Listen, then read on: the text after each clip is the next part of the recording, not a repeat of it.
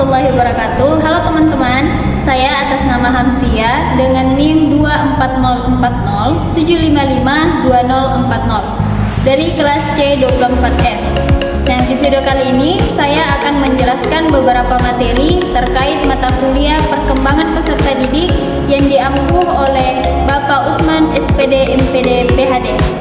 Untuk lebih jelasnya, simak video berikut ini. Baik, materi yang pertama yaitu mengenai pertumbuhan dan perkembangan. Pertumbuhan adalah perubahan secara fisiologis sebagai hasil dari proses pematangan fungsi-fungsi fisik yang berlangsung secara normal pada anak yang sehat dalam perjalanan waktu tertentu.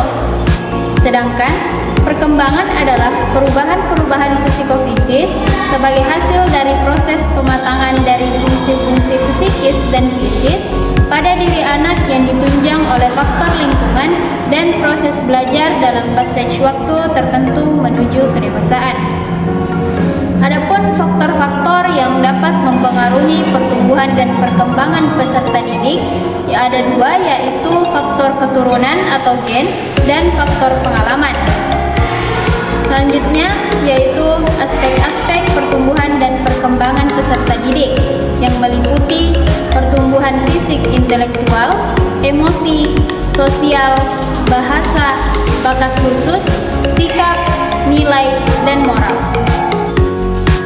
Baik, materi selanjutnya yaitu teori-teori perkembangan peserta didik.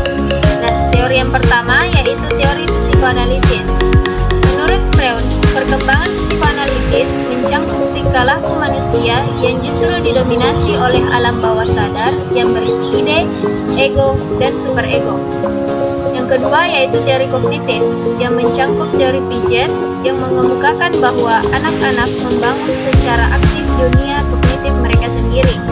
Dan yang kedua yaitu pendekatan pemasukan informasi. Selanjutnya yaitu teori ketiga yaitu teori perilaku dan belajar sosial yang mencangkup teori behaviorisme atau perilaku tingkah laku manusia dan teori belajar sosial yang menekankan pentingnya penelitian empiris dalam mempelajari perkembangan anak-anak. Selanjutnya yaitu teori yang keempat yaitu teori etologi. Nah, para etologis adalah para pengamat perilaku yang teliti. Dan yang terakhir, teori yang kelima yaitu teori ekologis kontekstual, di mana teori ekologi ini adalah pandangan tentang perkembangan yang terdiri dari 5 sistem lingkungan, mulai dari masukan interaksi langsung dengan agen-agen sosial yang berkembang baik, hingga masukan kebudayaan yang berbasis luas. Perkembangan kognitif pada peserta didik. Nah, perkembangan kognitif pada peserta didik merupakan serangkaian aktivitas mental yang membuat seseorang mampu melakukan hubungan, menilai sesuatu, mempertimbangkan sesuatu, hingga memberi tanggapan terhadap suatu peristiwa. Menurut Shihab, tahapan-tahapan perkembangan anak usia sekolah dasar mencangkup tahap perkembangan kognitif 6 tahun, 7 tahun, 8 tahun, 9-10 tahun, dan tahap perkembangan kognitif usia 11-12 tahun. Adapun faktor-faktor yang mempengaruhi perkembangan peserta didik, perkembangan kognitif peserta didik, yaitu diantaranya yang pertama, faktor keluarga dan lingkungan rumah, yang kedua, faktor sekolah dan pendidikan, yang ketiga, faktor sosial dan emosional, yang keempat, faktor individu, yang kelima, faktor budaya dan sosial, dan faktor yang keenam yaitu faktor kesehatan dan nutrisi. Selanjutnya, proses perkembangan kognitif anak menurut Jean Piaget, yaitu sensori motor, praoperasional, operasional konkret, dan operasional formal. Materi selanjutnya yaitu perkembangan sosial dan emosional anak. Perkembangan sosial adalah proses kemampuan belajar dan tingkah laku yang berhubungan dengan individu untuk hidup sebagai bagian dari kelompoknya.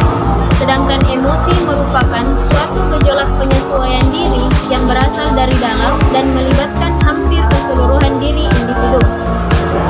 Adapun permasalahan sosial yang sering terjadi pada anak, diantaranya bullying atau perundungan, kesulitan dalam membentuk persahabatan, isolasi sosial, perbedaan sosial dan kultural, konflik keluarga, dan kesulitan beradaptasi. Sedangkan yang biasa terjadi pada emosional anak yaitu seperti kecemasan, kemurungan, kemarahan, rasa tidak aman, dan kesulitan dalam hubungan sosial. Adapun faktor-faktor yang mempengaruhi perkembangan sosial emosional anak diantaranya faktor hereditas, faktor lingkungan, dan faktor umum. Yang terakhir yaitu metode peningkatan sosial emosional anak. Dapat dilakukan dengan metode perilaku positif, latihan komunikasi, pengelolaan emosi, kegiatan sosial, penguatan positif, pengajaran empati, dan membangun kemandirian anak. Materi selanjutnya yaitu perkembangan bahasa pada anak. Perkembangan bahasa adalah proses alami di mana anak belajar memahami dan menggunakan bahasa untuk berkomunikasi. Adapun faktor-faktor yang dapat mempengaruhi bahasa pada anak yaitu faktor internal yang mencakup genetik, faktor kesehatan, dan faktor nutrisi. Sedangkan faktor eksternal bisa dari lingkungan keluarga, interaksi, stimulasi bahasa, model bahasa, dan lingkungan sosial. Adapun strategi pembelajaran bahasa yang dapat kita gunakan yaitu perluasan respon, penggunaan media, dan ada beberapa metode yang dapat dilakukan dalam pembelajaran bahasa pada anak di sekolah dasar, yaitu metode langsung, metode audiovisual, metode bermain, metode proyek, dan metode hibrid. Nah, materi yang terakhir yaitu pendidikan dan kebudayaan. Pendidikan dan kebudayaan adalah dua konsep yang saling terkait erat dan membentuk fondasi bagi perkembangan individu dan masyarakat, di mana pendidikan adalah proses pembelajaran yang bertujuan untuk mengembangkan potensi manusia secara menyeluruh, baik intelektual, emosional, maupun sosial. Sedangkan kebudayaan adalah keseluruhan sistem gagasan, tindakan, dan hasil karya manusia dalam rangka beradaptasi dan mengubah lingkungannya. Jadi singkatnya, pendidikan dan kebudayaan adalah dua sisi mata uang yang tidak dapat dipisahkan. Pendidikan membentuk budaya dan budaya membentuk pendidikan. Itulah beberapa materi yang dapat saya sampaikan. Saya Hamsia pamit undur diri karena lebih baik sadar diri daripada memaksakan kehendak sendiri. Wassalamualaikum warahmatullahi wabarakatuh.